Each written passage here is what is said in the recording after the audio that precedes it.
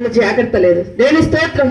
వెళ్ళి వచ్చినంతలోనే కాదమ్మా, దేవుని సన్నిధిలో మనం ఉన్నంతలోనే కాదు, ఆయన రెక్కల నీళ్ళకి మనం రావాలి. దేవుని స్తోత్రం. ఆయన రెక్కల కోట్లకు మనం రావాలి. ఒక మాట చెప్తాను, ఆది కాండంలో ఉంటుంది, నిర్గమాకాండంలో ఉంటుంది. తన కుటుంబాన్ని మొత్తాన్ని కూడా రక్షించుకుంటుంది. చూద్దాము ద్వితీయోపదేశకాండంలో వేసే గురించి. వేగుల వారు వచ్చినప్పుడు తన కుటుంబం వారిద్దరిని రక్షించి వాళ్ళని రక్షించినప్పుడు అంటూ ఉంటది, ఇదిగో మీరు మా దేశాన్ని స్వతంత్రించుకుంటారని మాకు ముందుగానే తెలిసింది. ఎందుకంటే మీ దేవుడు గొప్ప కార్యాలు చేయవాడు కనుక మీ సంగతి మాకు తెలిసి భయం పుట్టుతుంది కనుక మీరు మా రాజ్యం మీదకి వచ్చినప్పుడు మమ్మల్ని జ్ఞాపకం చేసుకోండి అని ఆమె చెప్పింది. దేవుని స్తోత్రం. హల్లెలూయా. ఆమె చెప్పినప్పుడు ఆ కుటుంబం మొత్తం రక్షణలోనికి వచ్చింది. ఎందుకంటే దేవుడి బిడ్డని చేరదీయడం వలన తను జ్ఞానము కలిగి ఆపదల నుండి విడిపింపబడుతుంది అనమాట. దేవుని స్తోత్రం. వారు అంటూ ఉంటారు, ఇదిగో మమ్మల్ని ఏ కిటికీ గుండా దించామో ఆ కిటికీకి ఇక తొరకల దారాన్ని నువ్వు పెట్టు. నీ రక్త సంబంధికులందరినీ ఆ గృహములో ఉంచినట్లయితేనే, దేవుని స్తోత్రం, మేము కంపల్సరీగా వస్తాము, ఈ రాజ్యాన్ని మేము చేజిక్కుంటాము, ఇక్కడ ఉన్న వారి పరిస్థితులు అనేవి మారుమారవుతాయి. కానీ ఇక నీ కుటుంబ సభ్యులు అంటున్నారు చూసావా, వారిని నీ గృహములో భద్రపరిస్తేనే, దేవుని స్తోత్రం, వారు బయట ఉంటే మాకు లెక్కలేదు, ఆ గృహములో వారు ఉండాలి. దేవుని స్తోత్రం. ఈ రోజు మన కుటుంబాల్లో మన బిడ్డలు బయట ఉంటున్నారా, దేవుని రెక్కల నీడలో ఉంటున్నారా? ఇక రక్త సంబంధికులు అందరూ రక్షించబడ్డారంట. దేవుని స్తోత్రం. ఆమె ఒక్క వల్ల. దేవుని స్తోత్రం. ఈ రోజు స్త్రీలుగా ఉన్న మనము ఇక బాలిక దశ నుండి కన్యక దశకు వచ్చిన బిడ్డ దేవుని కనుసైగుల్లో దేవుని కృపలో నిలబడాలి, దేవుని వాక్యానికి లోపడాలి. ఇక్కడ ఒక మాట చూసినట్లయితే ఇక 10 వచ్చింది, నా పూర్ణ హృదయంతో నేను నిన్ను వెతుకుచున్నాను, నన్ను నీ ఆజ్ఞలను విడచి తీరగనీయకుము. దేవుని స్తోత్రం. దేవుని ఆశీర్వాదాలంటే అందరికీ ఇష్టం, దేవుడి దగ్గర నుంచి దీవెనలంటే అందరికీ ఇష్టం. వాటిని మనం పొందుకోవాలంటే ముందు మనం ఆజ్ఞకి లోపడే వారంగా ఉండాలి. దేవుని స్తోత్రం. తల్లిదండ్రులను సన్మానించువాడు దీర్ఘాయుష్యవంతుడు. ఈ దీర్ఘాయుష్య పథకాలని అందరికీ ఉంటది. కానీ ఈ రోజు తల్లిదండ్రులను పెద్దలు సన్మానిస్తూ ఉన్నారా? తల్లిదండ్రుల మాటకు లోపడుతూ ఉంటారా? దేవుని స్తోత్రం. కొన్ని సందర్భాల్లో నేను కొన్ని ఫ్లెక్సీలు చూసినప్పుడు చాలా కన్నీరు అక్కడే విడుస్తూ ఉంటాయి. ఏంటయ్యా ఈ పరిస్థితి? ఎవరిని బిడ్డలు ఇలాంటి పరిస్థితుల్లోనికి వెళ్ళిపోతూ ఉన్నారనేసి. పెద్దవాళ్ళు వయస్కులో కాదు కానీ యవ్వన ప్రాయంలో ఉన్నవారు ఈరోజు మరి చాలా పరిస్థితులు దారుణంగా ఉన్నాయి. ఎందువలన అంటే ఇగో దేవుని భయము వారికి లేకపోవడం వలన. తల్లిదండ్రులు అయిన వారము మనము నడిపిస్తున్నాము అనుకుంటున్నాము, కానీ వారు ఏం చేస్తున్నారో, వారి ఆలోచనలు ఎలాగూ ఉన్నాయో. దేవుని స్తోత్రం. యవ్వన బిడ్డలు 18, 13, 14 వయసు దగ్గర నుంచి కూడా వాళ్ళని మనం చాలా జాగ్రత్తగా చూసుకోవాల్సిన వారంగా ఉన్నాం. దేవుని స్తోత్రం. దేవుని స్తోత్రం. వారి స్నేహాలు, వారి ఆలోచనలు త్వరగా ఇప్పుడు మారిపోతూ ఉన్నాయి. మనతో గడిపేది కంటే లోకంలో స్నేహితులతో ఎక్కువ గడుపుతూ ఉన్నారు. ఇంకోటి ఏంటంటే చేతిలోకి వచ్చేసింది సెల్ ఫోన్. ఎలాంటి కావాలంటే అవి వాటిలో నుండి త్వరగా దారి తప్పిపోతూ ఉన్నారు. అయితే దేవుడికి మాట అంటూ ఉన్నాడు ఏంటంటే, వారు ఎలా స్థిరపడతారు, వారు ఎలా బాగుపడతారు, వారు ఎలా శుద్ధీకరింపబడతారంటే దేవుని వాక్కు వలన. దేవుని స్తోత్రం. దేవుని యందు భయభక్తులు కలిగి ఉండుట జ్ఞానానికి మూలం. అది ఏ జ్ఞానం? దేవుని స్తోత్రం. ఈ లోక జ్ఞానము కాదు. ఆపద అక్కడ ఉందని చూడండి. యేసువలే తన నిజముగా ఒక వ్యభిచారి.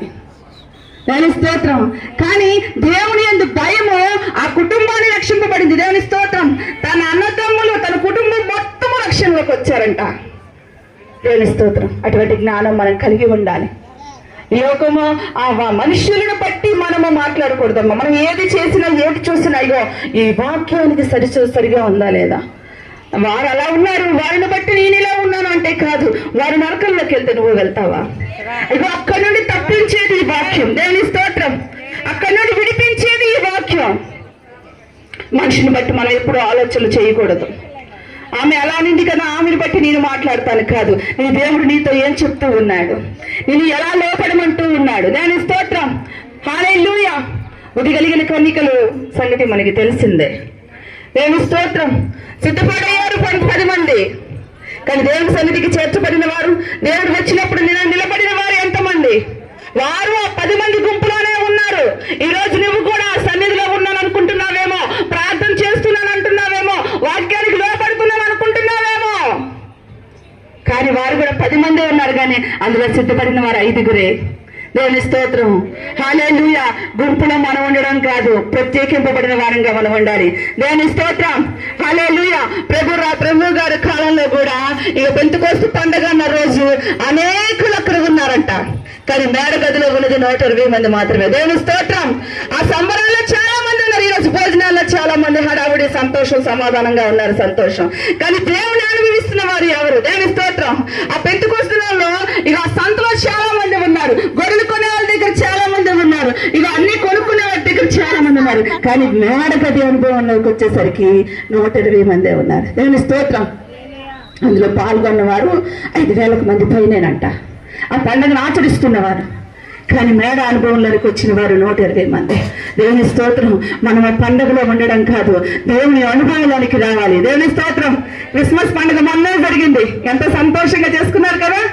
దేవుని స్తోత్రం. కొత్త బట్టలు, సంతోషం, చుట్టాలు, వంటలు, దేవునికి మహిమ.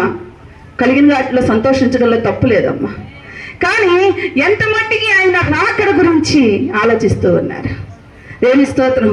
పుట్టాడు, సంతోషం. వస్తాలను మాట కూడా నిజమేగా, పుట్టిన మాట నిజమేగా. దేవుని స్తోత్రం చెప్పాలి. పుట్టిన మాట, అందుకే క్రిస్మస్ చేసుకున్నారు. మరి రేపు వస్తాడుగా, మరి భయం కలిగి ఉన్నారా? భక్తిలో ఉన్నారా? దేవుని స్తోత్రం. ఆయన రెక్కల నీడలో ఉన్నారా? ఇక నీ బిడ్డలకు ఏ మార్గంలో నడుస్తున్నారని జ్ఞానం కలిగి ఉంటున్నారా? దేవునికి మహిమ కలుగును గాక. ఆ స్త్రీ ఆ కుటుంబాన్ని కాపాడుకుంది. స్త్రీలుగా ఉన్న మనం, ఇక భర్తలుగా ఉన్న మీరు కూడాను ఎంత మటుకి బిడ్డలను సంరక్షిస్తూ ఉన్నారు. దేవుని స్తోత్రం. లోకం బహుభయంకరంగా ఉందమ్మా. ఈ భయంకరమైన ఈ లోకంలోనికి బిడ్డలు చిక్కపడక మునిపే మనం దేవుని పాదాలకి, దేవుని సన్నిధికి బిడ్డలను అప్పగించాల్సిన వారంగా ఉన్నాం, వారి కొరకు ప్రార్థించాల్సిన వారంగా ఉన్నాం. దేవుని స్తోత్రం. హల్లెలూయా. నిత్యము వారి కొరకు ప్రార్థించాల్సిన వారంగా, ఏ తన బిడ్డల కొరకు ప్రార్థించినట్లుగా. దేవుని స్తోత్రం. మాట ఇచ్చిన దేవుడు నమ్మదగిన దేవుడు. ఆయన అంటాడు కదా, 2 బిడ్డలను కూడా ఆశీర్వదించాడంటే ఇచ్చిన 7 అనుకుంటారేమో, ఇక చేర్చబడిన పరలోకంలో ఆ మిగిలిన వారు ఉన్నారు. దేవుని స్తోత్రం. హల్లెలూయా. కనుక ఆయన అంటూ ఉంటాడు, దేవుని చేత నడవడిగా మరి శుద్ధీకరింపబడుతుంది అంటే దేవుని వాక్ అంట. ఆయన ఎంత భయభక్తులుగా మనం పెంచాలి మన పిల్లల్ని. మనము మాట్లాడే తీరు, మన ఆలోచనలు మన పిల్లలు గమనిస్తూ ఉంటారు. దేవుని స్తోత్రం. ముందు గురువు ఎవరో తెలుసా? మనమే. మన పిల్లల ఎదుట మనం పోట్లాడుకుంటూ ఉంటే, మనం తిట్టుకుంటా ఉంటుంటే వారికి అవే ఇక్కడ చూస్తారు, బయట అదే చేస్తారు. ఈరోజు వారు చెడుదారిలోనికి వెళ్ళిపోతున్నారంటే కారణం ఏంటి? దేవుని స్తోత్రం.